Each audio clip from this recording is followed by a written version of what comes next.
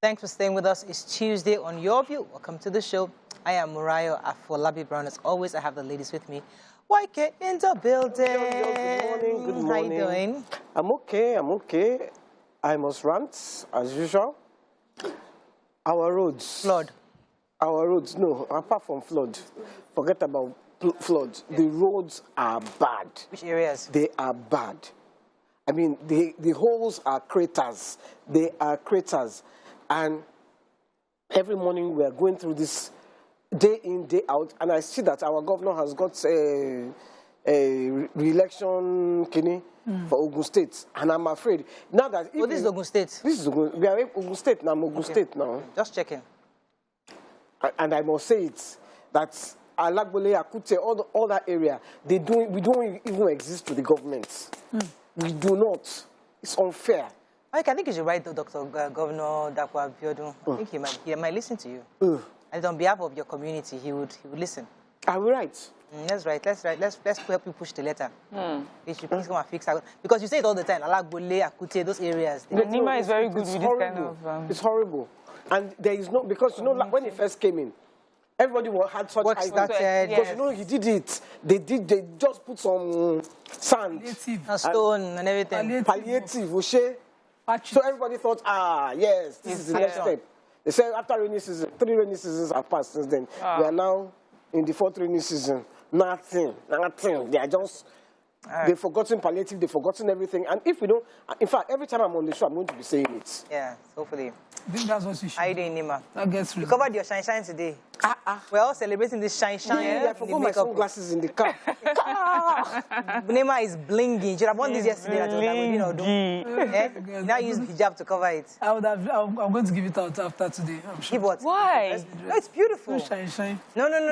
It's like if you have like a nice dinner party.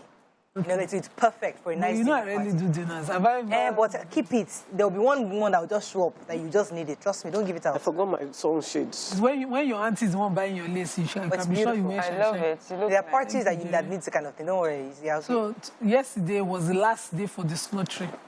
Somebody was asking me, maybe tomorrow is still public holiday. It's only 3 days. 3 days. The days for the Eid, the day we pray, and 2 days after you can slaughter, and we ended yesterday. Today we are just on public holiday. Today is Eid. Yesterday was it. Yes. Okay. So the party don't finish. How you doing, Mariam? I'm doing fine, man. I love your top. I love it. It's beautiful. Oh, thank you so much. Okay, so I'm just enjoying this cold weather. I'm not really enjoying it. I don't like the cold, but I mean, now if you don't have electricity, it's not so much of a problem because you can, there's just the cool air. But I don't know if I should share this. I had the day after my birthday. On Sunday? Yes. My daughter for 2 days now had refused to sleep in her room, right? And then for just some reason, she would sleep downstairs. And on Sunday, while we're all downstairs, next thing we heard was, she farted. The ceiling collapsed in her room. The whole thing over her bed. Are you for real? Yeah. The whole thing. So I'm just grateful for that. I just really holding, all over it would have been. But just for some reason, for 2 nights, the child had gotten to stay some message. Oh, really? Yes, now. No, that's okay. That's the way I can explain it. She refused to sleep in her room for 2 days. It's her guardian angel that just made her sister. Okay. Is that not part of the message? It's a message. Well, so that's a fantastic testimony. Yes. So I thank God for that. Oh, wow. That's I mean, I can imagine, God forbid, if it was the other way. You just feel like, what would the mother go through? You just like, so thank God. What if the mother has sent her back? So go to your room. Go to insisted, I do that a lot. I do that all the time. Kind of thing I know you do. Get your back. I would do that too. Like, get back to your room. What's sleeping down? Are you okay? I think the only reason why, because it was the holiday, I was like, okay, it doesn't matter. Yeah. But if it was school night, I may have insisted. Yeah. Oh, wow. Thank God for that. Okay, it's just holiday time. Today is just be in your house and just relax. There's no need to go out. I'm enjoying the no traffic. I'm telling you. It's just go home and sleep, stay with your family, relax, cook some food and just relax in your house, Good. I left the house around 10 to 7. Mariah food. All right, we got to go on a break. It's Tuesday. We know lots of people are watching today because they're home. Stay with us. We'll be right back.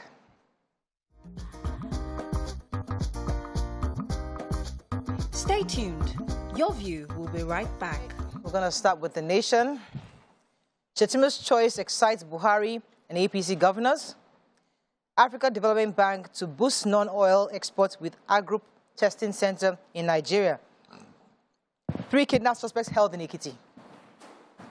41.6 trillion naira debt. Nigeria fails World Bank disclosure rule. Osun 2022 APC holds mega rally and SDP candidates home attacked by gunmen. Fire at Bodija market and 2 fleeing Boko Haram suspects re-arrested. Okay, which story are we starting with? The African Development Bank? Yes, so according to the Nation's report, they've started a world-class agro-testing center in Shagamu. And this center is supposed to stimulate the standardization of farm produce and farm produce exports from Africa. And, you know, sources privy to the development confirms that that's what is going to happen, but it's not exactly done yet. And the facility, of course, is being funded by the African Development Bank. Will be a one-stop place for African produce. But I'm wondering, you know, since we met Professor Mogalu, I've always thought that Africa should always develop their raw materials instead of just exporting it as African agri-produce, so as cash crops. So are we looking at that center being a complex production factory or just a point of collection of all the farm produce in Shagamu? Because wood and all of that is usually collected at Shagamu as well, and then, you know, sent outside of the country. I'm just looking. But that is the only testing site approved by, for that business in Africa. Okay. So in Oyo State, the Bodija market, they're saying that no less than 38 shops filled with goods of different types have been razed to the ground. They said this happened very early in the morning. The sad thing is that even before the Oyo State Fire Service could respond, most of these shops had been burnt to the ground. People lost their, you know, millions worth of business. So I think someone was saying that this is not the first time that this market has burned down. And when I was looking at the videos and the pictures, I just realized that it's important that we have like proper market structures. It just looks really like, I'm not sure, I've never been there, but from the pictures I saw, it just looked like our regular Nigerian markets where we just put shops, wood, everything together. We should really have structures by now. This is 2022. We can't keep doing things the way we've always done. And Bodija market is quite a popular market. Many people go there and a lot of business happens there. Okay, so I was going to take the major headlines. So quite a number of APC chieftains have celebrated Asiwaju's selection of Kashim Shettima as VP, some of which are the Progressive Governors Forum, the former Senate President, and quite a number of others. But more importantly was Khan,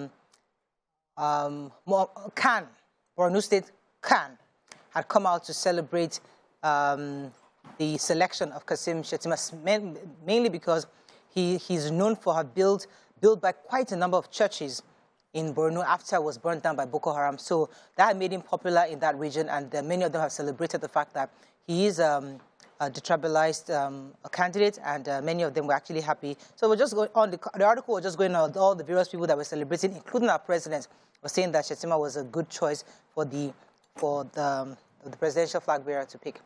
Okay, let's move on now. I want to take the president saying to the ASUU lecturers that enough is enough, and that they should please go back to universities. When they get there, when they start teaching, then they can now start to air their grievances, but that the kids are the ones suffering. He said.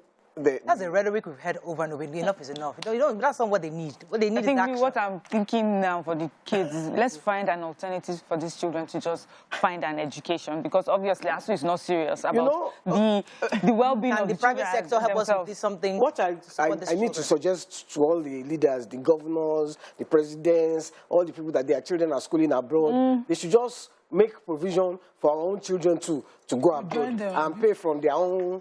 That way. This is that the abroad argument doesn't hold water, because many of them had their kids abroad even before they got into government. Some of them, not all of them, but some of them was government money. I say they should just make provision for these ones now. While ASUU is on strike, they should send them to school abroad now. Abi? Because, I mean, If I was a leader and my child was in school abroad, I will hide it. Not that I will not listen. I will not put myself I'm agreeing with you. on the front page of any newspaper. Exactly. Nobody told them to put it. Somebody else. No. I'll be picture now. Yes. No, but family members will stop the pictures. No. I don't think. Listen. Okay, you don't think that they deliberately put it out? I really don't think that. I think I will take a picture and I'll post it to a friend and the post it to a friend. You know it's on social media. But you can prevent people from taking pictures and you can monitor it. Yeah. Okay. I don't guess put it in people's faces now that your child is. Okay. That's an interesting hot topic. Let's move on to the punch. Tinubu Shettima ticket. We've talked about that already. Why thugs invaded my office or your tutor general? Flooding. Lagos Ogun residents lament losses worth millions. Kuje. FGE threatens sanctions. Ghana alerts immigration personnel. Ex-workers tackle firm over gratuities. 13 colleagues die. Sanwo-Olu orders both accident probe agency threatens sanctions. 4 die in Ogun crash. FRSC blames speeding. Power generation drops. Disco's AFG battle for control. PDP power rotation too late now. Southeast should wait, says Bafarawa. And then NPC blocks ExxonMobil's asset sale to Seplat. Okay, which story are we starting with in Punch? Okay. So they said over 41.59 million Nigerians have obtained their NIN numbers since the federal government banned the sales of SIM cards in December 2020. They're also referring to the fact that at the time of the ban, you know, many Nigerians were complaining and the telecoms sector was talking about how this would negatively impact them. But now we have, and they said even at the time of the ban, we had about at the time, specifically over 31.79 million new people have gotten their NINs. So at the time of the ban, 44 million Nigerians had their NIN number. But after the ban, and as of right now, we have 85.59 million as a whole. That means 31.79 million have, gotten their NINs. It's just, sometimes, I guess, government is just trying to say, sometimes the policies may seem harsh at the time, but the result would ultimately be for our own good. So there are more people who have gotten their NIN numbers. For power generation, this takeover of some of these discos have started to cause wahala. So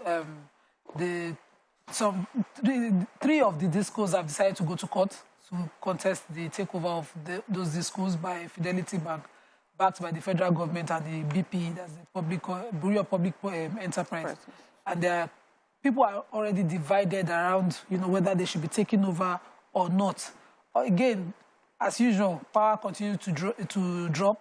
According to this Nation article, power drops with another 141 megawatts again just this July 9th. And it continues to drop further and further. So the takeover continues to make more sense because, if financing is part of the issues, you'd rather there's a takeover. But then... Okay, so residents of parts of Lagos, Ogun, and a few other states have complained and lamented about losing millions of naira worth of properties given to the destruction of the flood. Many people were saying that the residents who spoke with their correspondent in the Punch said that the losses recorded due to flood ran into millions of naira. And this happened because of the flood, especially in areas like Lekki, Marina, Agege, Victoria Island, Oshodi, Amuwo, Odofin, Ilupeju, Ogudu, Maryland, Bagada, Magboro, Muwe, and Ibafo. That's why I like Magodo. Magodo doesn't get flooded. I don't understand. I don't know who planned Magodo, but once it rains like this, it just gets dry. But the point is that, listen, we have to fix. Yeah, that was yourself. Somebody is complaining about what is happening. Thank God this is the Nigerian thing. Sorry about that. But the truth is that, yes, these people have lost money, lots and lots of money of this. And, in other parts of the world where flooding takes, where they know that flooding would happen because of the coastal nature of their environment, there are palliatives that are given to some of these families. They have ways to cushion the effects of these family members. But in Nigeria, we don't have a database of who lost what, how to help them. We have. I don't know. The insurance company insure against some things like that. Exactly. So some companies, some houses are insured, so your insurance company can help you. But here, it happens on your own. So even though we know the floods are coming, there should be a system and structure around it to help Lagosians going forward. Yes, I wanted to take the story on the Oyo Tutor General who was attacked by men of the Oyo State Motor Park. And luckily for him, he wasn't in his office when they got there. So they were asking him, does he feel that he's being witch hunted? He said, well, he doesn't know, but he's just doing his work. And that a lot of the teachers, they don't go to school. They will just, you go there 8 a.m., they haven't resumed. 9 a.m., they haven't resumed. Where are you? He said some will stay at home for 1 month. Wow. That there's this particular messenger. In this particular school, like 12, they have, I think, 12 or 17. Secondary school? Yes, secondary school. He's talking about secondary schools and primary schools. You know, he says that in this particular secondary school, the principal has, I think, ad hoc staff. Not ad hoc, what they call them, administrative staff. Messengers, typists. She has 3 typists. Some don't even have, some other schools don't even have. And he said, no, 1 typist per principal. Right. Okay, we have to run. And well, I just wanted to say one other thing. One messenger has been collecting salary for 1.5 years. He's an Okada rider. Oh, we have to run now. Let me go on a break. I will finish it. We'll be right back.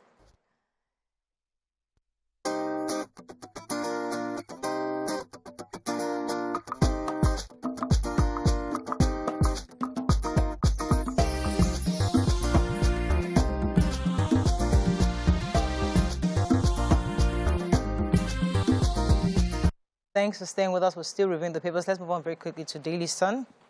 More knocks, kudos for APC over the Muslim ticket. Insecurity, ACF hits Buhari hard. Insecurity, Oyo government begins registration of Okada riders. Why Yoruba should consider Tinubu's aspiration as priority, says Sanwo-Olu. Revive refineries, remove subsidy to stem corruption, Nasima tells federal government. Strike, enough is enough, Buhari tells ASUU, charges them to consider generational consequences of their action.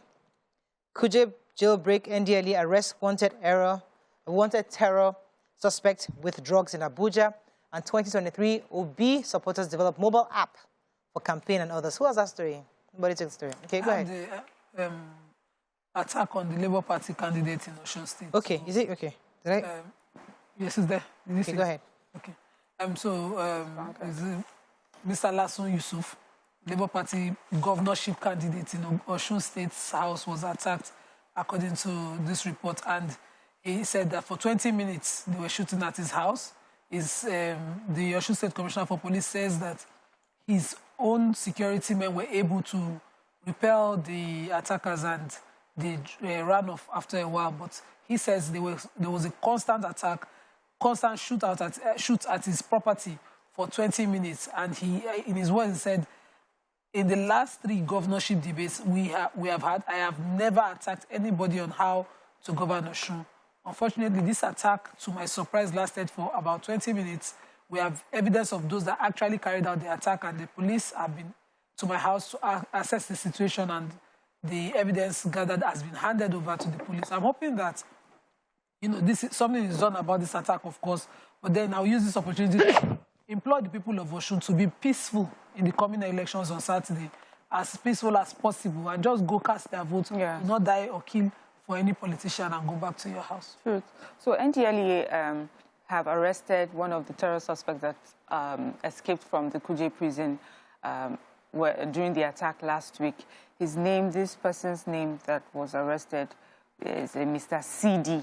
He was found, they said, 3 packs of cannabis sativa, and he was about to board the vehicle from the FCT to Maiduguri when he was apprehended. And during investigations and everything, he confessed that he was one of those who had escaped from prison.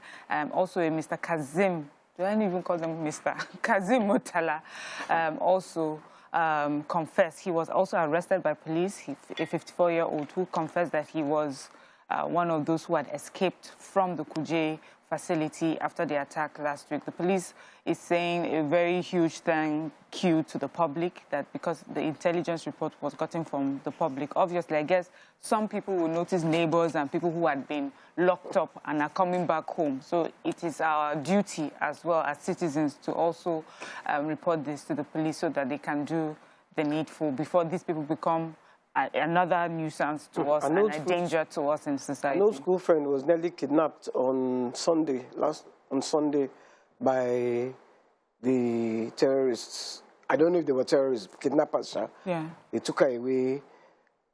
Luckily, when they said she should go through her account, she only had 1,005 inside. That's saving grace. She said she was just thanking God. She, they held her at gunpoint. Here in Lagos? In Abuja. In Abuja, wow. That's really sad. Let me take two stories in Sun. So Saraki has dismissed Wige's deflection rumor because if you remember recently, the APC government had gone to see him. So people are wondering what's going on. But Saraki, during an interview recently, said that the entire party is only doing what they can do to reunite the party to be able to defeat the APC at the coming elections, that there's absolutely no way that Governor Wike will be defecting to APC, that he wouldn't dump PDP for APC. And I say it's good and it pays to be on the right side of history, he said, and he encourages all the mistakes that have been done in the last administration, that the PDP will be available to fix it. The other story I was going to take was a governor of Lagos State had visited the Ojude Oba festival in Ijebu Ode, and he was speaking to a crowd of the locals in the Yoruba community, and he was telling them that it will be is rallying a call for all the true sons and daughters of that land to vote for Asiwaju Bola Tinubu in the coming elections, because he's the right candidate, and yada yada, and he's just going on telling them that they must support the president, the senator Tinubu in becoming the president of Nigeria. Did you see Ojude this year? I didn't see it. Rain they fall. They do Ojude. I wanted to take that the ACF have asked. Telling the president that the insecurity is what is defining his government and its ineffective leadership. They said they are fans of the president, but that the insecurity is like terrible, and people around him should please be telling him the truth. That stop lying to him, tell him what is happening, that in Abuja, in the north, especially the northern states, everywhere is there, everybody is under fear, living under fear. We can only lie to someone. Moving on to Vanguard very quickly. ASUU, enough is enough, Buhari tells them. Kuje jailbreak, I think we took that story. LP candidate escapes assassination, I think we took that story also. We used US jets, British intelligence to eliminate ISOP leader, says presidency. Boaz Rabiu, reappointed president, France, Nigeria Business Council by the President Macron. Osinbajo Tinubu on collision course over Muslim ticket. Nigeria descending into strife, violence and lawlessness, is ACF. Petrol shortage persists as marketers call for energy bank. And APC Muslim ticket triggers mixed reactions. Which story? Any story? I wanted to take the Nigeria and 7 other countries to contribute to half of the increase of world population. So it was World Population Day yesterday, and this report says it is projected that the world population will get to 8 billion by November 15, 2022. India is projected to surpass China as the world's most populous country in the world. But then, in sub-Saharan Africa, countries that, are also contributing, they will contribute more than half of the world's population increase. They are, that's by 2050, sorry, they are Congo, Democratic Republic of Congo, Egypt, Ethiopia, India, Nigeria, Pakistan, the Philippines, and the United Republic of Tanzania. These are underdeveloped countries. If you talk about China, I think they are on top of their world population issues. I think India too should do something about their own, but our own, we cannot be contributing that half that is projected to be what we will be contributing. We cannot do that right now because we are not a developing nation as it should be. We're not doing any other thing but giving birth. We must control it. Or there is nothing to do. No, there must be something to do. Where is the work that sorry. Okay, so this story, the national president of the Nigerian Association of Chambers of Commerce, Industry, Mines and Agriculture. He was at the opening of an ultra-modern, world-class showroom built by an indigenous private company called Right Choice Electronics in Aba, Abia. And, first of all, he commended the structure that he had, visited, and also asked that federal government needs to urgently rehabilitate our nation's refineries and remove subsidy payment on petroleum products in order to stem the massive corruption in that sector. And also describe, he was also, of course, unhappy about the insecurity in our country and that this is affecting businesses, you know, being run in our country. I just took that story just as a constant reminder, you know, when you took the story and said we should talk to our president to tell him. So we are telling you as well, because we always assume that they are unaware of what is happening. I believe they are very aware of what's happening. We don't have to remind them, but now... No, but when you are very high up like that, people don't tell you the truth. True. But you're the president of a country. You should keep your ears to the ground. I'm telling you, people around you, they don't tell you the truth. And then don't listen to the people around you. Listen to the people far away from you. That is all we can take on People Review. When we come back, move on to our hot topic of the day. Stay with us. We'll be right back.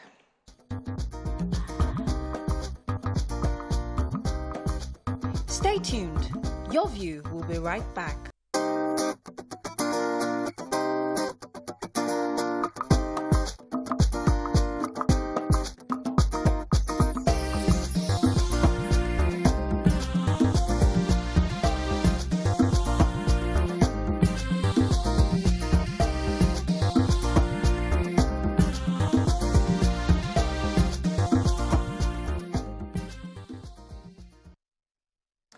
Thanks for staying with us. So our hot topic today is a combination of so many things, because especially as a result of the incessant ASUU strike.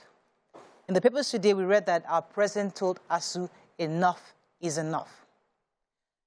As that wasn't good enough, on social media, many people were going for the governor of Rivers State, because there was a front page picture showing the graduation of his son. To compound that, the health workers are also planning a solidarity strike concerning this issue of ASUU. So when you look at how our president is giving them that riot act of enough is enough, and people are still saying our government leaders still have many of the children abroad, would they really take this matter seriously? And now other major agencies are thinking of joining ASUU on this solidarity strike. This is getting worrisome. To crown it all up, our president mentioned it also in the papers today that he's looking forward to just leave. He hasn't been to Daura in over a year. He's tired. So what are your thoughts on all these? Let's start with the ASUU matter, because he is giving them the riot act for the 10th time. And Nigerians are still saying, regardless of this, we're not seeing any way forward. What are your thoughts? You can call us on 081-270-5367, 0913-907-6948. You can also tweet to us at TVC Connect. Please hashtag YourViewTVC so we can read your tweets. Enough is enough. We've heard that before. I mean, it's almost like I can almost predict, you know, what the president would say in this kind of situations. But this is graduation season. And many of our leaders, whether we like it or not, we will see their children graduate from between that late June, July, end of July. We're going to see lots of these pictures come out from all over the world, Australia, Canada, US. And anytime it happens, Nigerians come with all the criticisms, ASUU is on strike, and here children. Listen, what are your thoughts on this, Mariam? It's unfortunate that where we are, because it just looks like there can be an agreement or compromise between ASUU and government. If you look at ASUU's stance, you can understand if we have had a memorandum of understanding and you have constantly flouted it, you have not, you have not done your own part of the bargain, and workers have worked this in spite of that, and finally they've put tools down. We cannot insist, that they should go back without government playing its own role. Government has also, on the other hand, made more promises, and even, I think, has gone as far as putting down like a process, a guideline, how they are going to go about resolving the issues. But for now, let's do it for the sake of the children, and everybody go back, to school and let the schools reopen. So I understand where we are right now, but the truth is, it is so embarrassing in today's world that a whole country, especially Nigeria, a country like Nigeria, will just shut down its tertiary education, like shut down for months, not 2 days, not 1 week, like months upon months upon months. Children are just sitting down all across Nigeria, no tertiary education. People should be so embarrassed. That's why the pictures of, them going to celebrate their children abroad just rubs me the wrong way. I'm not saying that you have not done your best, you've not worked hard for your children, but if you're part of the Nigerian government today, and you know that many Nigerian children are at home, it's just so wrong to put these pictures in our faces. Because you're just saying to us that, you know what, you and your ASUU, that's your problem. As long as you can take care of yourself, make your money, then, you know, everything doesn't matter. And that's why when people go into office, they don't go into office for the good of the whole of Nigeria. They're not going to the office to try and sort out their problems because they know that it will just provide them a means to, you know, have enough to take care of themselves and their family away from Nigeria. You now take your children abroad. They school abroad. And then in a few years, you want to bring them back to work in our choicest ministries and departments and agencies. Meanwhile, the Nigerian children that have spent many years just sitting at home waiting for people to put your act together so that they can go back to school, it just seems so unfair. You know, there's this part of the argument that says even some of the lecturers that are on strike today, some of them, their children are also abroad. And there's that argument, yes, no, the federal government, those ones definitely.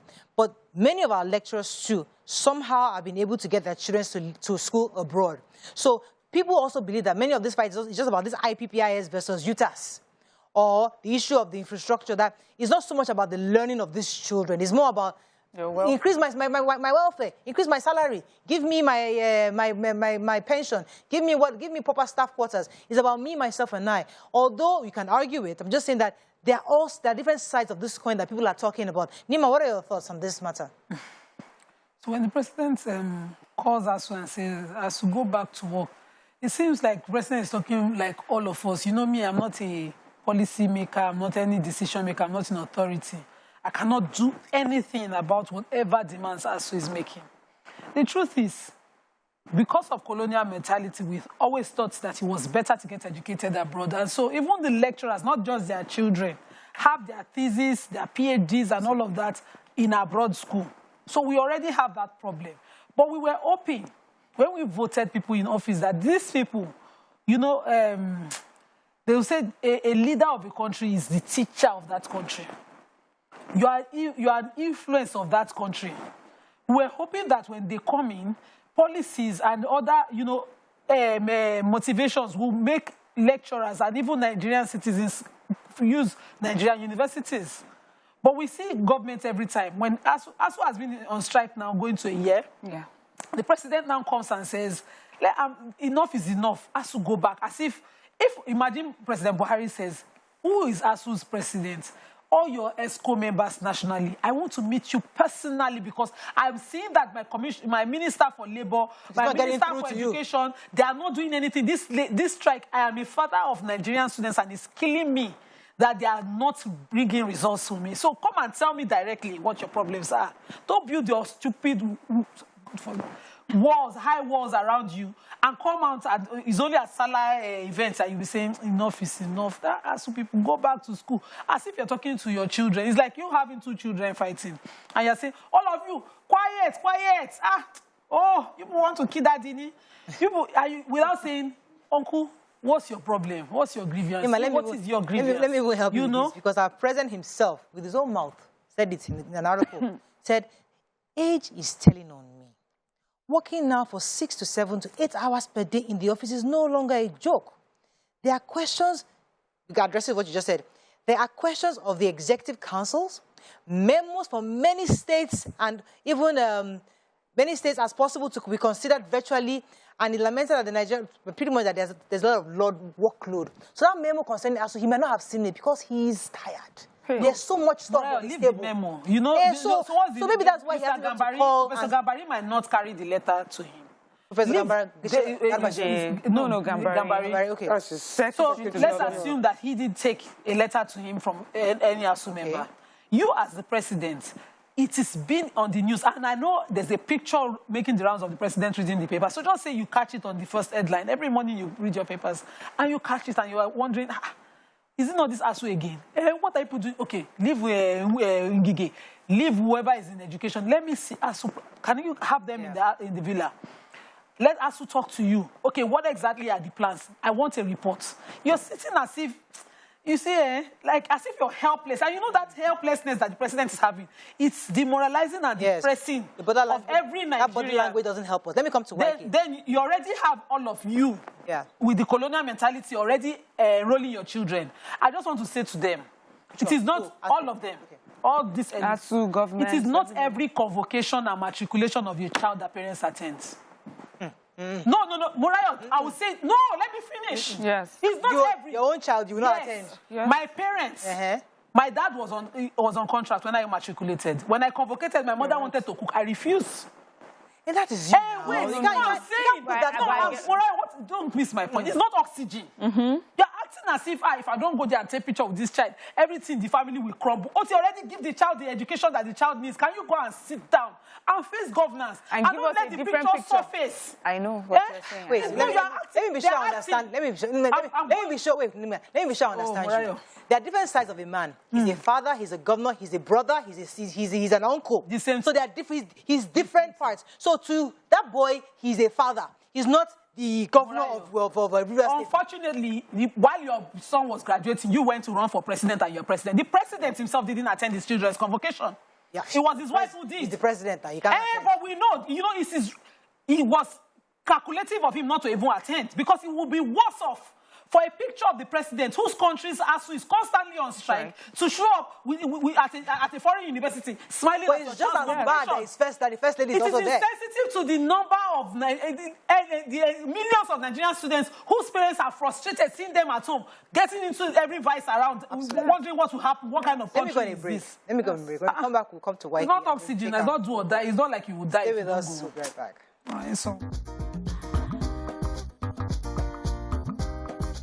Stay tuned. Your View will be right back.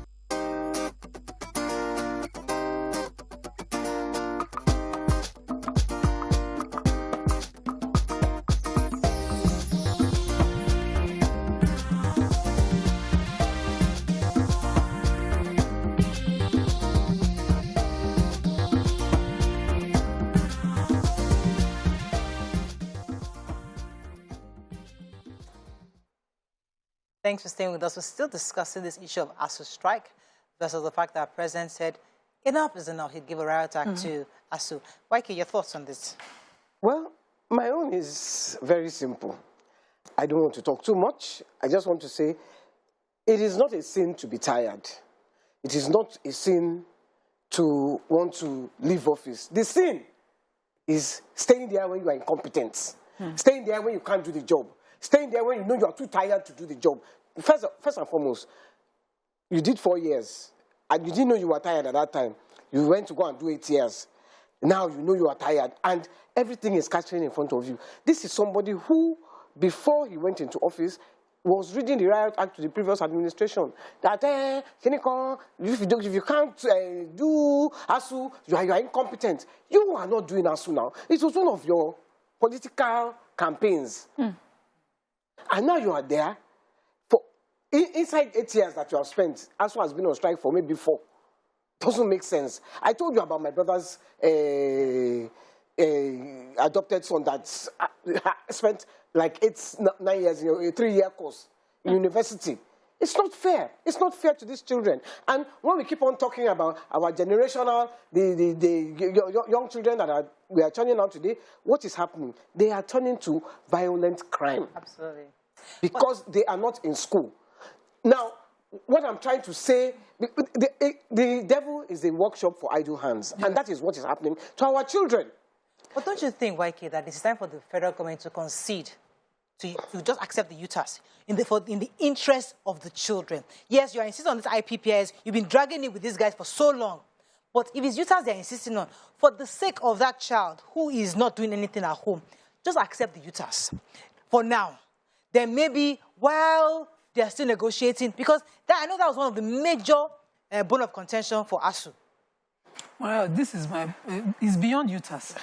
I hope the issues that for ASUU are more than UTAS. They are talking about. But I think that they approve UTAS. I think maybe they're willing to stop the strike. ASUU will then resume and say, okay, now they're getting paid, but there are other issues. You know, one of the major things they were advocating was that the state of the universities all the federal schools, go there, go to the hostels. I'm even proud to be from a state university because we have a much more modern infrastructure. Go to the old federal schools. Everything is dilapidating. And they're just acting as if, no, it's beyond repair. Well, now, if we can giving them 40 billion, he argued that he has given them some money. Take a loan to pay subsidy in this country. We can would have ended ASUU issue since forever.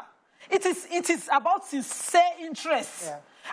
And the sincere feelings of the, sensitivity to the pains of your people that would make any leader akin to what has to come, not you again. Every year, what is it?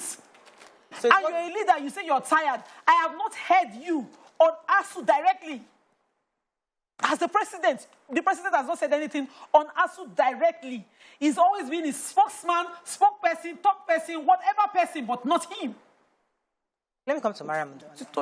So we are obviously frustrated, but there's an issue of infrastructure decay. But the federal government is saying, we've paid them. Because I remember I read an article that the minister was saying we had paid, there was a tranche that was paid, but for some reason it's almost like they've not a drop in the ocean.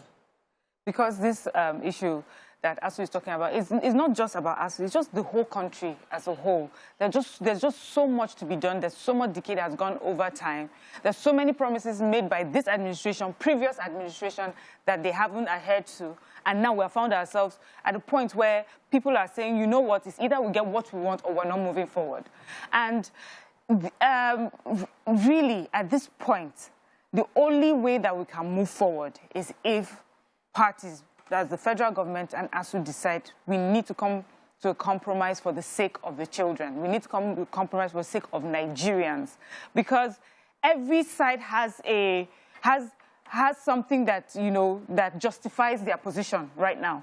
As the government says, we've given you a whole lot of money, we've given you 40 billion naira, even though it does not really solve the problem. But we have shown you a path that, that we're willing to work towards it.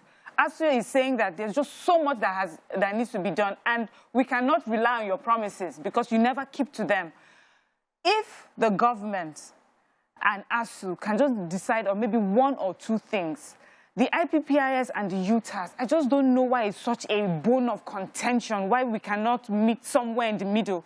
Can there be like a collaborative IPPIS UTAS that sort of appeals to government and ASUU so that these children can go back to school? It just does not make sense. Do you understand how unheard of it is to hear that a whole country has been that their children have been sitting at home for almost a year without school? Over an app, as if the app was not designed by some human beings. I was listening to one of the president's aides earlier today, and he was saying that it was the previous government that entered this agreement with ASUU in 2009 and has now left them to carry the burden of this ridiculous agreement. It didn't say ridiculous, but this agreement that they cannot meet.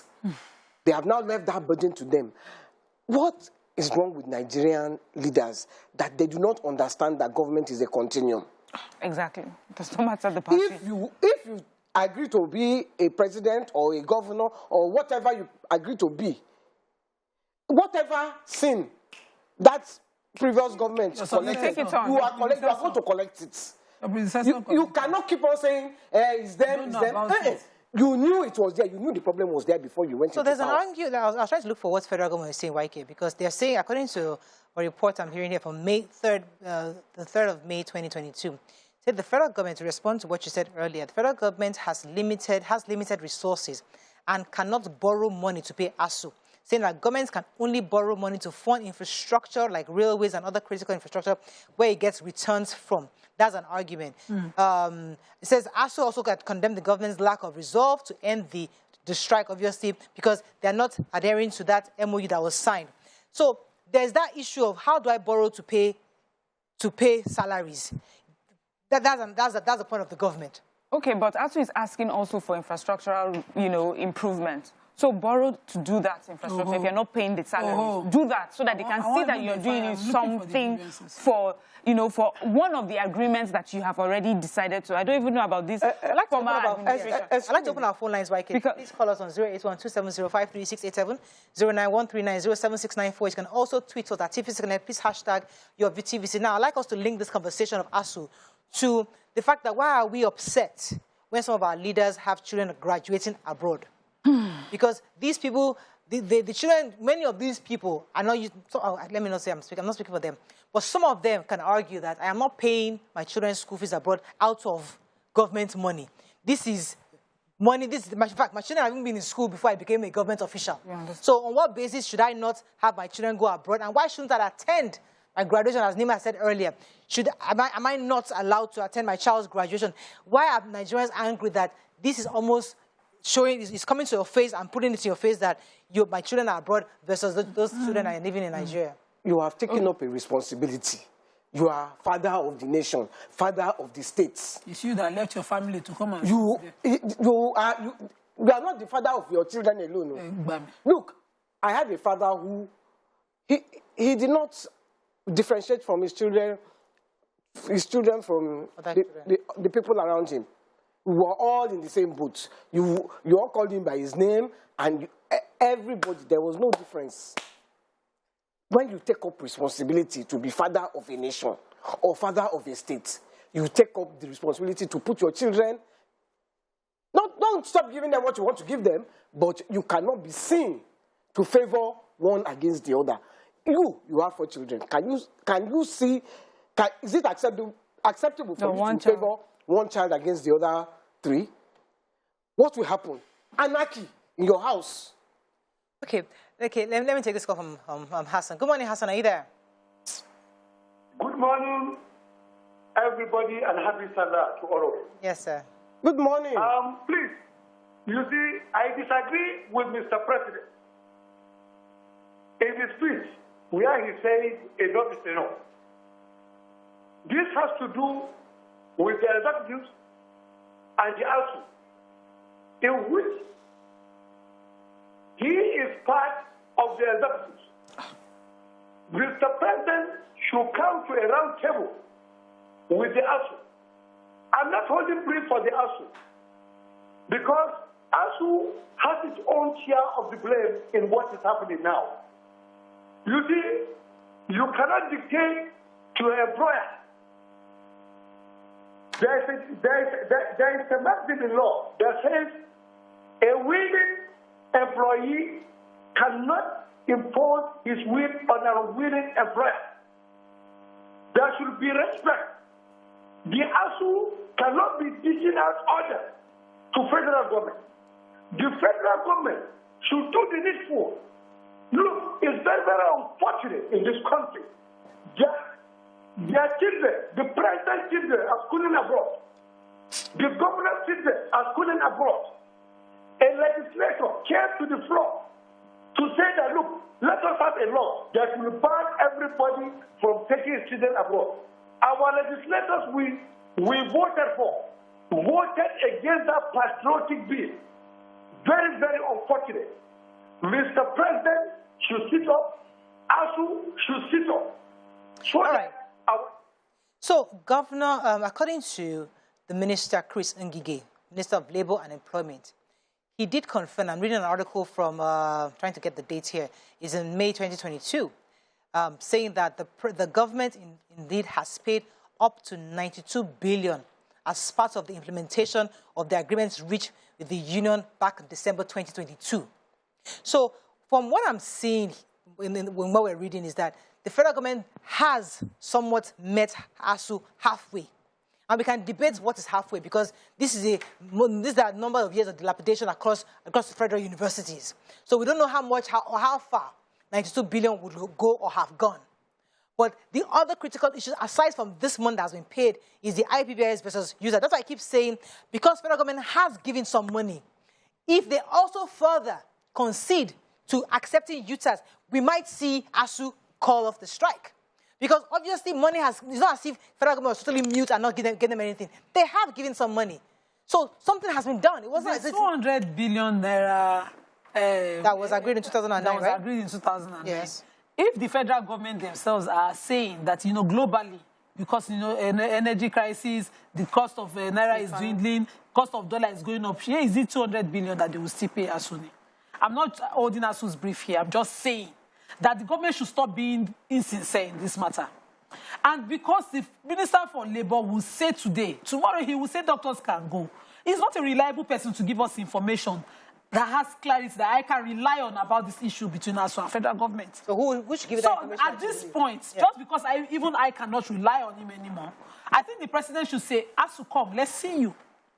Let me know exactly what it is that is giving you people these issues, because my citizens, students who are above 18 are voting that, are already should be productive, are at home and wasting, and I don't think it is right. Because you can't keep talking from your comfort zone. As Miriam said, the most embarrassing is this UTAS and IPPIS. These are apps, that are supposed to help you trace and, curb a lot of excesses with it. These are created by human. Are you saying that there are lack of geniuses that can bring together the differences between these two and merge it? Okay. Or you could call ASUU in and see what ASUU's own is like and see whether you can adopt it or not. It is because the designers of this thing are already entered contracts with them and they say, what about my court, or the consultants and co are the ones making this thing hard. Let's not make that generalization. Allow me my opinion, please. Because why is this still an issue and somebody's child is at home?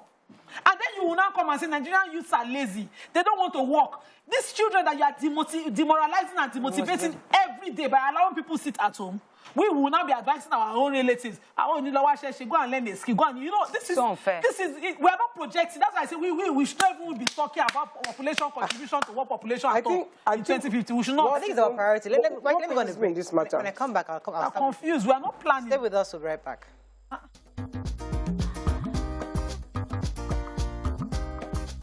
Stay tuned. Your View will be right back.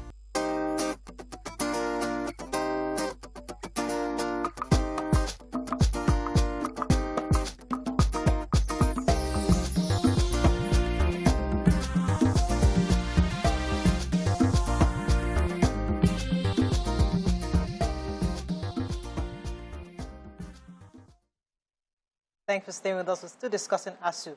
I know Waike wanted to go first. I wanted to go first. I've forgotten what I was going to say. Let me take a few comments on social media. So for Ellen Toba was saying that naturally this ASUU strike should give a compassionate president sleepless nights. Thoughts of how idle minds will be recruited and increasing insecurity should make ASUU strike priority. Does the president not have a checklist or to-do list? Does he not have regular briefs on states of key issues? Even my 7-year-old son knows that ASUU strike is a big issue because his teenage brother is home all day, not going to school. Yes, we have more. Aina Ayodiji says, ASUU as a body is insensitive. Is it not obvious government can't fund education at tertiary level? Why is ASUU not canvassing for privatization of universities? If they've done this since 2010, we will not be here now. Immaculate Boy says, the present ASUU federal government MOU of 2009 will not work even if Jesus is president in this present-day Nigeria. The thing to do is privatize universities, fund student loan boards per region. This will allow private sector interest in universities. Okay. Favor Oludmodeji says, I'm very well affected by the ongoing ASUU strike. They said we should learn a trade, but I am even confused because it can be called off at any time. The government does not care about its subjects. Nigerian leaders are incompetent. Okay, let me take Dayo from K2. I'll come to you. Good morning, Dayo. Are you there from K2? Good morning, Murray. You're live. Go ahead, please. You're live. Hello? You're live. Go ahead, please. Can you hear me? Very clearly. Okay. My name is Dayo. I'm calling from K2. Now, I believe... Can I continue? Please do. We can hear you. I think he's listening to the TV. I have to cut all right. My name is Dayo. I'm calling from K2. All right. I'm a first-time caller. Welcome to the show. Okay, now I believe we must have an historical understanding of what is happening in the educational sector in Nigeria. Now, I went to school during the glory days of education in Nigeria, starting from 1978 or so. Now, anybody in my generation must have been taught by a Ghanaian. There was a time, I think, when Shagari government came in, we said that all the Ghanaians must leave Nigeria. Now, the Ghanaians left around 1979, 1980, between that time and 83, and there was no manpower within Nigeria to fill that vacuum. Now, that was the beginning of the rot in that sector. Now, if you bear me witness, Nigerians now go to Ghana, send their children to Ghana for quality education. Now, has it ever occurred to us that within such a short time, the Ghanaians were able to turn around their educational sector? Now, this is not rocket science.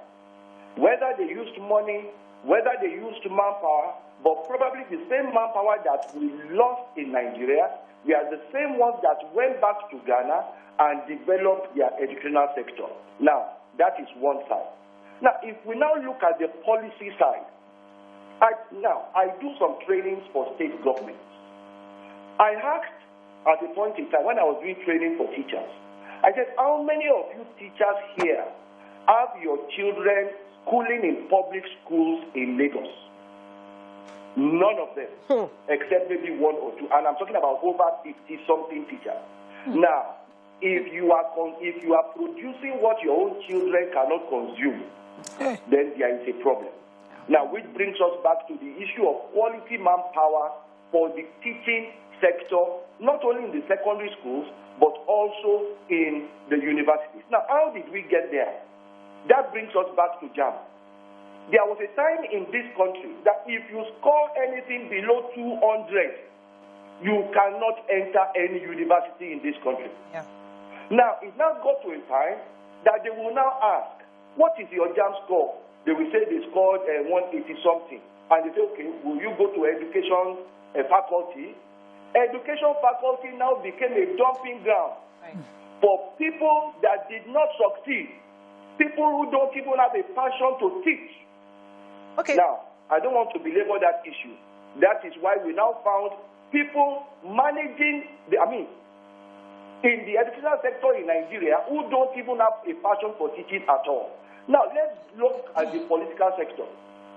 It got to a time also in this country, please, I will soon be over, in this country, that I remember a former vice president by the name of Augustus Ihomu made a statement when these ASUU strikes began then in the 80s, that education is not a productive sector. So why should they throw in money there? Wow. Now, look at what is happening now. We find a situation where political... Thank you so much, Mr. Dio. Right, see, there's also... I hear the federal government argument, and I definitely hear ASUU's argument. But we must not also forget the fact that White Tech Fund was created, as a tertiary education trust fund that was created in 2011, especially for this issue of corruption, alleged corruption within the universities. So federal government gives you money, and the money doesn't trickle down. So this fund was created to disburse money and manage the educational tax that was given to universities. Now, if we also want to probe what TED Fund is using or doing with the money, how much is TED Fund getting, how much are the universities actually getting? These are various layers. So it goes back to alleged accusation of corruption across board. So we can argue and say, oh, federal government is not doing their own part. But we, the people, also, we have a responsibility to ensure that these monies get to the universities, and those who even receive the money do exactly what they're supposed to do with the money. Because if we ask, let us probe this 92 billion. What have you used it to do? What exactly was done? What infrastructure was built? Let us even review how 92 billion was spent. Murayo, if I go back to this, you will say I'm always... You see, let me say you are Mr. Brown. I will use you as an example now. You have 4 children. Now, every night, they see you, both of you come in drunk, you stagger, cry. You fall out. One will sleep on the couch, the other one will sleep in the toilet. You do that for 1 year. What will become of your children? They will just become, as you said, God forbid you be like that, but they will become almost as useless as their parents. Maybe one inside you say, I don't want this kind of life. The remaining 3 will follow your footsteps. It is the same thing with governments. We are watching when successive governments have been corrupt. It is inside this dispensation that AGF has been accountant general 80 billion and then 70 How billion. much is that? 100 and something billion. One person. Now, even alleged. But they don't sack him. Even if you don't believe that he took it, enter his account. If you see that money, hold it. Because then it is Nigeria's money. Now, when people keep watching and seeing the trend of government, people follow. So, because you have said the government is the leader, government is the parent, government is the influencer overall of Nigeria. Now, if you are not, and then when we now follow you, we are bad. If you start to live by example, automatically people will follow. I remember this same Buhari, when he was leader in 1984, when he said war against indiscipline, you people were probably too young. War against discipline, everybody must queue. Everybody was queuing. And you can't go anywhere and say anybody shunting. It is the people that will say, hey, come, go on. Because everybody believed that the government was Mikey, we have to wrap up on this conversation. But see, as much as I think we keep reiterating or reinforcing the anomaly that the presidency is the all-in-all. It's not so. I didn't say president. No, because I didn't blame president. Leadership is in different layers. Even to the point of the vice chancellor of a university, the responsibility of the vice chancellor, how much he gets, how much he disburses, even to the level of the teachers. We are all responsible, and that's my own point. Yes, ASUU strike is ongoing, but it's not just about the federal government or even about ASUU himself. Every single layer has a responsibility to this. So until we all wake up to the reality that we must take our children and make them priority, we will continue to be in this cycle. You are missing my point. This is the point. You know, all of us are responsible. Absolutely. But not all of us are empowered by law to do. Absolutely. So we are voted and empowered by law-setting offices. You now vie for that office. You come back, you say, on subsidy, I'm helpless. On security, helpless. They kidnap them, we are helpless. You are still helpless with ASUU. Helpless, is it your title? You know, someone made a post, I can't find it, but he was just basically saying, see, whatever that needs to be said about federal government and ASUU, we have said it over and over again. We know what it is. All we're looking for right now is action. Solution. So we are aware that, you know, somebody must concede. Let's to close it. The future of Nigerians is at stake. With ASUU strike lingering, most of these Nigerian students might graduate at the age of 31, making it impossible for them to go for NYSC because they will be above 30. They will come out frustrated and confused. What next? Crime. God save us. Service construct the most negative reality. No, but it's not about we have to wrap up. It is not about constructing negative reality. This is a projection. It is your based on your plan. It is their reality.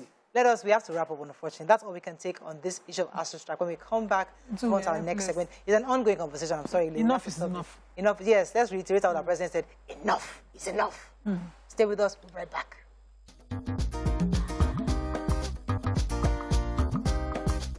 Stay tuned. Your View will be right back.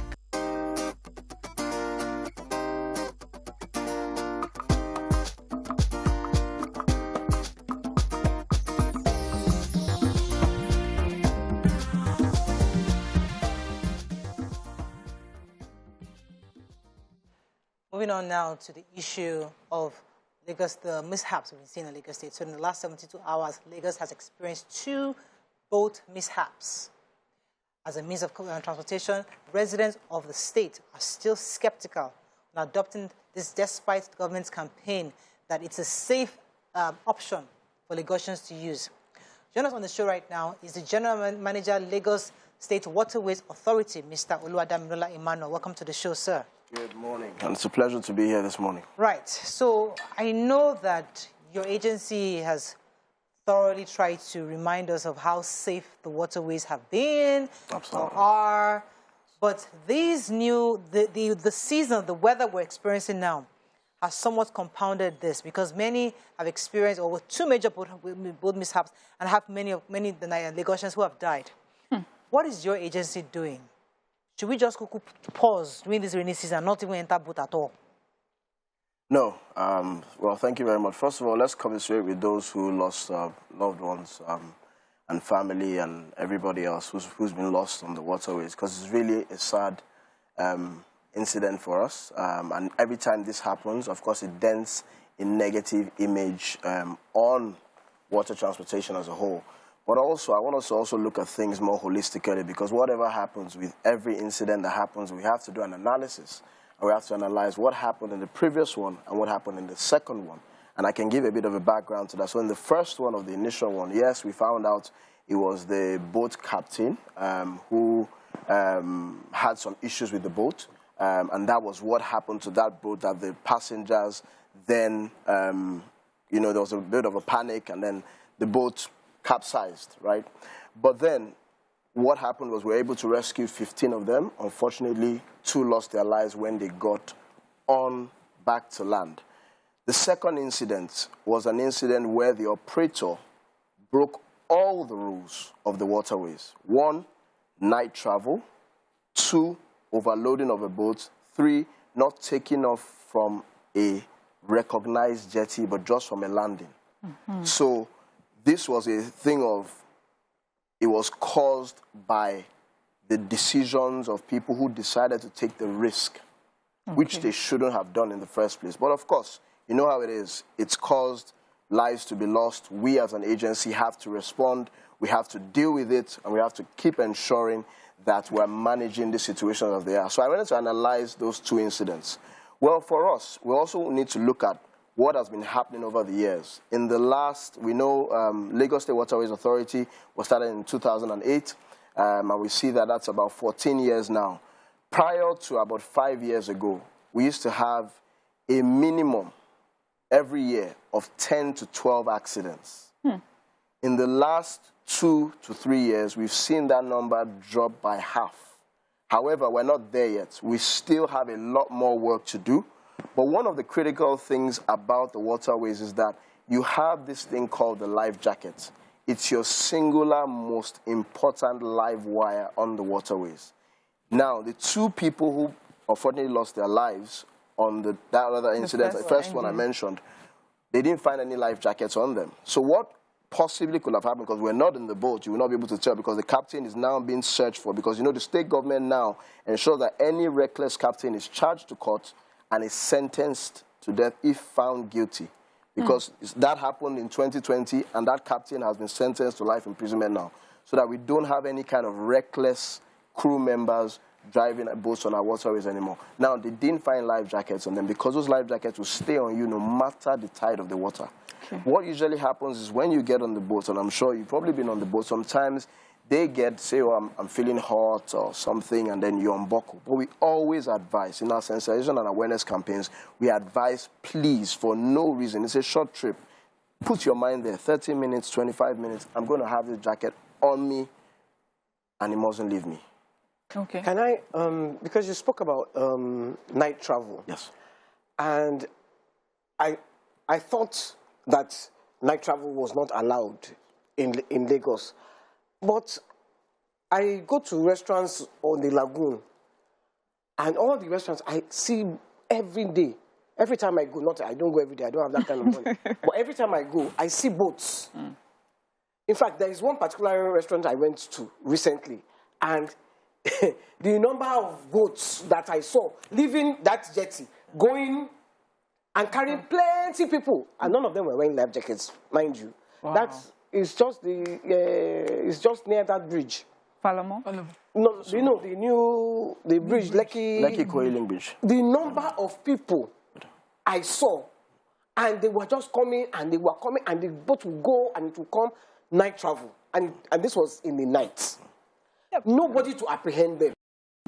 Sorry, let me explain that. So, we ban night travel for passenger transport. However, within the 5 Cowrie Creek, which you just mentioned, which is from the Mekwen Bridge, which is the Marina Bridge, the bridge that connects Marina to VI, and to the Lekki Coiling Bridge, we allow what we call night sailing, because people feel like, look, I want to be like in a Dubai. They allow you. Lights. However, you know what it is. If they have a permit, a special permit for that. Okay. So if I were to accost them, they will show me that permit and I will leave them. However, if we notice and if we get any comment that, look, these boats whom you've given this license to were not doing night sailing, no. They were speeding recklessly.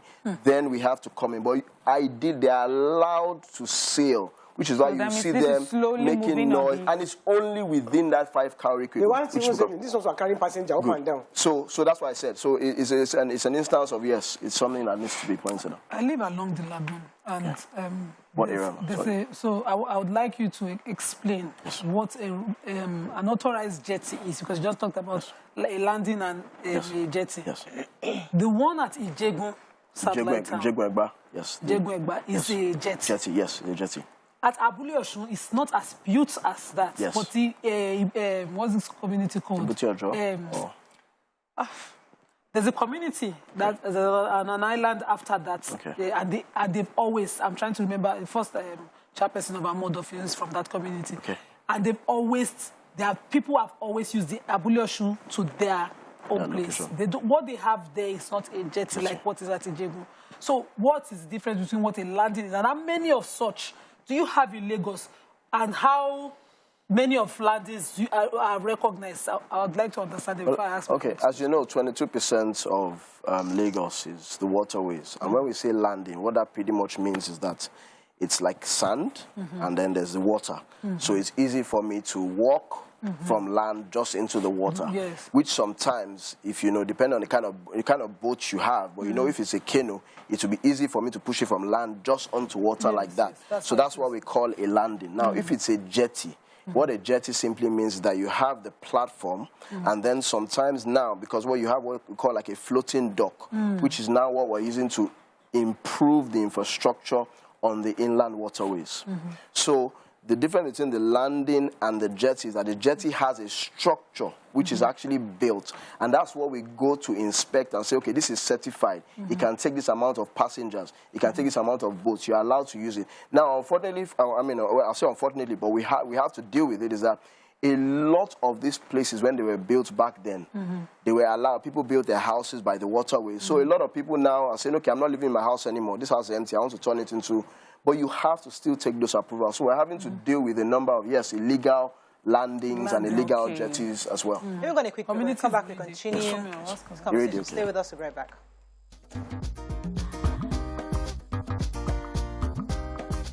Stay tuned. Your View will be right back.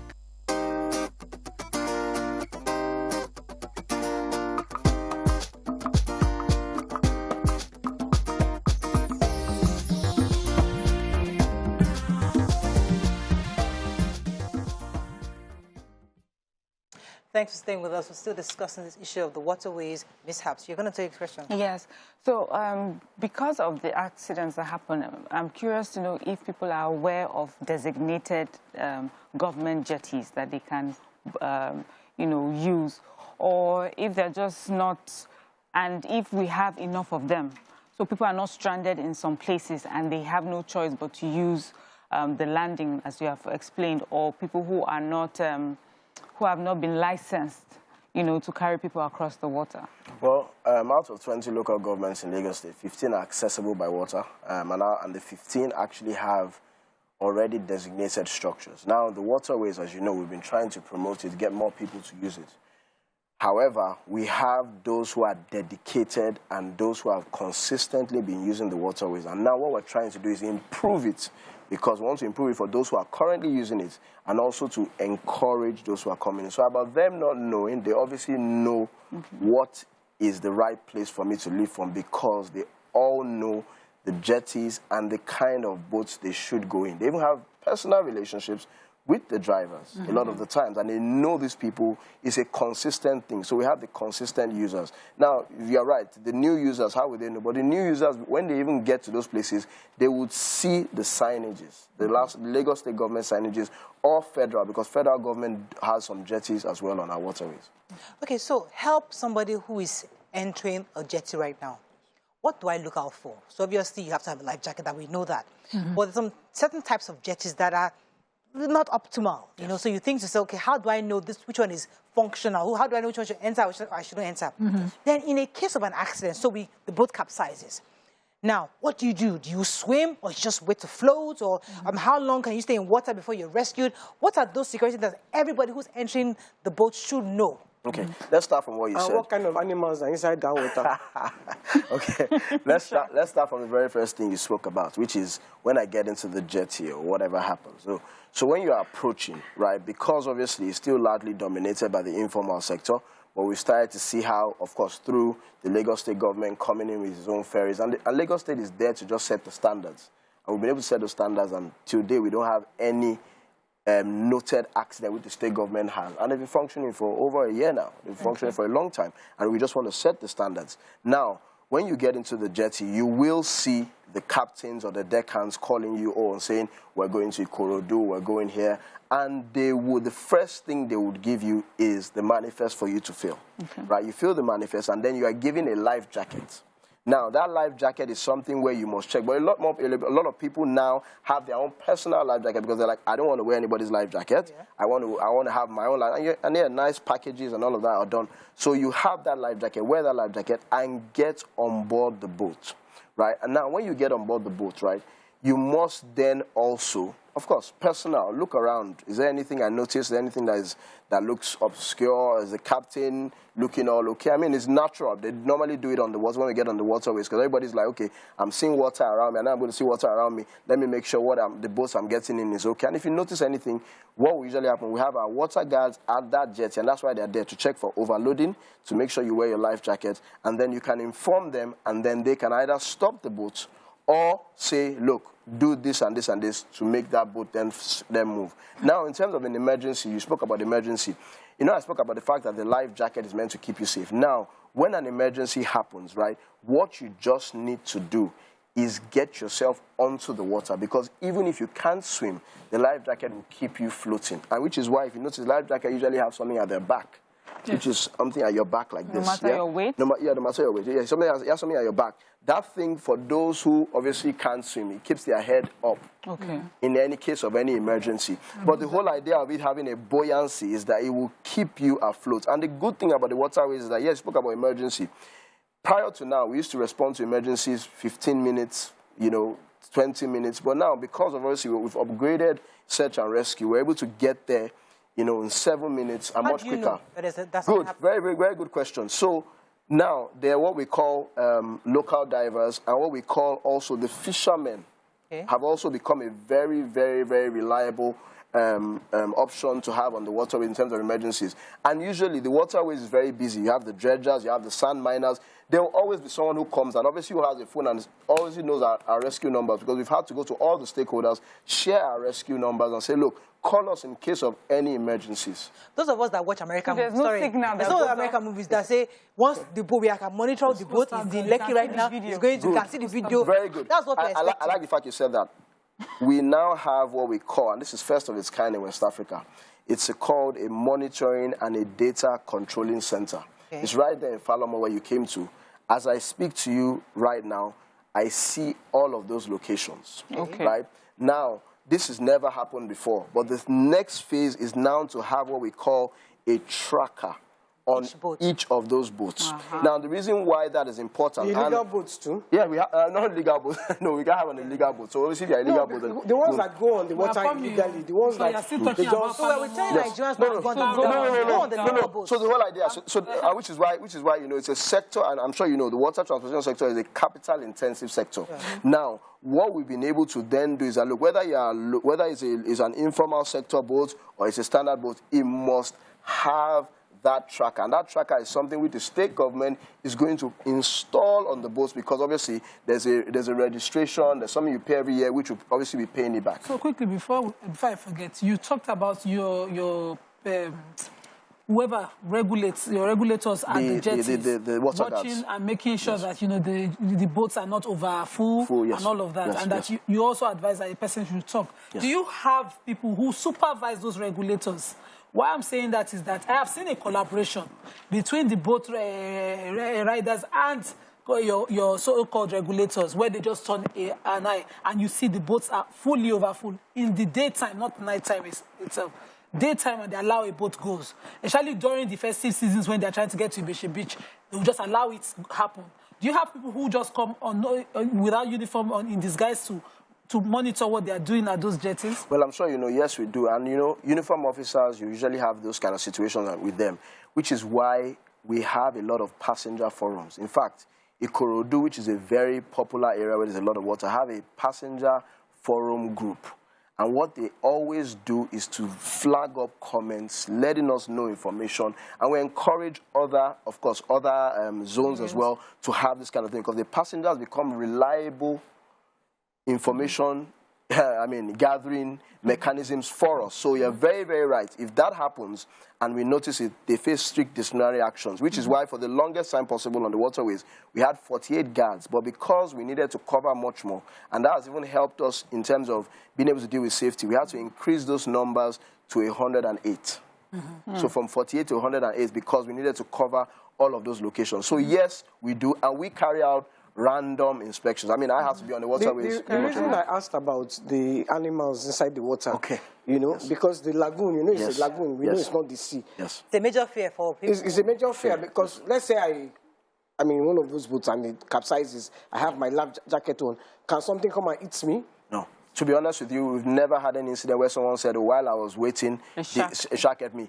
You usually would have or a fish. So what we usually see is that when the body has gone down, right, and then it's coming back up, we now notice a few things. Yeah, a few bites here and there, but I've never, in the times in which I've been in Lasso, I heard that, I was on the waterways and I felt something grapple me or get my leg or something like that. The reason people drown because they are struggling. They are assuming they're going to drown, even though the float is keeping them afloat. But they are that struggle sometimes. There's panic, which is why also we try to promote, you know, the swimming culture. And I'll use myself as an example. When I got to Lasso, I didn't know how to swim.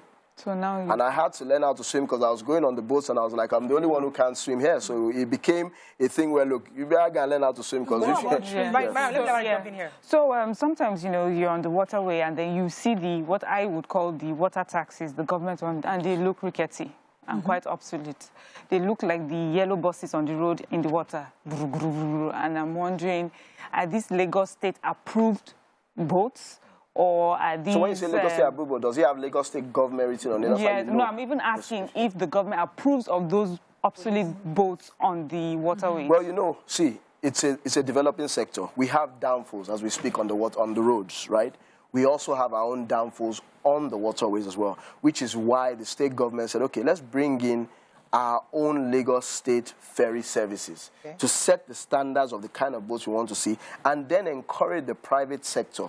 And we are beginning to see a lot more of those boats now. We have Sea Coach, we have Waxy, we have Texas Connection. They are all coming in with standard boats because, as you know... Those rickety are still on the water. Yes, because we can't... But, you know, with the rickety, what we've been able to do, we've been able to ensure that they are as safe as possible. And let me tell you what we do. We carry out what we call biannual inspection, which is twice a year, which they know. But that's not enough for us. We had to start carrying out random spot check inspections because people play with maintenance in this country, unfortunately. They play a lot with maintenance. I mean, I've been in Lasso now for a while, and I know that the reason why we've been able to still maintain our boats is because maintenance is done as and when it's due. So we make sure that these people carry out their maintenance. If you don't carry out their maintenance, then we don't allow those boats move. Because most of these riders are local, in my area are worries. Do you do like a health safety or water safety training for them, outside, especially for the rickety and unauthorized boat riders, fishermen who bring their boats and do transport? So we have a database of all of these riders. And even, so they are captains and they are deckhands. The deckhands are like the bus conductors which you have on the boats. We have their database. But what we also have been able to also do is that NIMASA gives them a certification. However, we, on a yearly basis, with people like Yamaha, we call them together, and then we have trainings for them, awareness sessions. But you know, which is why we've gotten tough with them now and said, look, any of you who is caught reckless, you will face the full wrath of the law because you cannot keep toying with the lives of passengers, especially when you're carrying 20, 25 passengers, and what we're seeing now on our we have to run now, but you see, I need you to just reiterate the fact that, especially during this rainy season, accidents are they worse during the rainy season, number one. Number two, should people go on the boat after 7 p.m.? Can they go on boats at 7 p.m.? They should not. They should not. And you should calculate your time because if a trip is 30 minutes, then you know that the last time I must leave that my jetty is 6:30. If your trip is an hour, then it's 6 o'clock. Okay. Okay, what about these routes? That's all we can take, guys. We can't. Unfortunately, that's all we can take on the show. No Thank you so much, sir, for joining us. And I will here. hope that no more mishaps, because honestly, it's not fair to lose any negotiation on this. Absolutely. That is all we can take on the show today. See you tomorrow. Bye for now.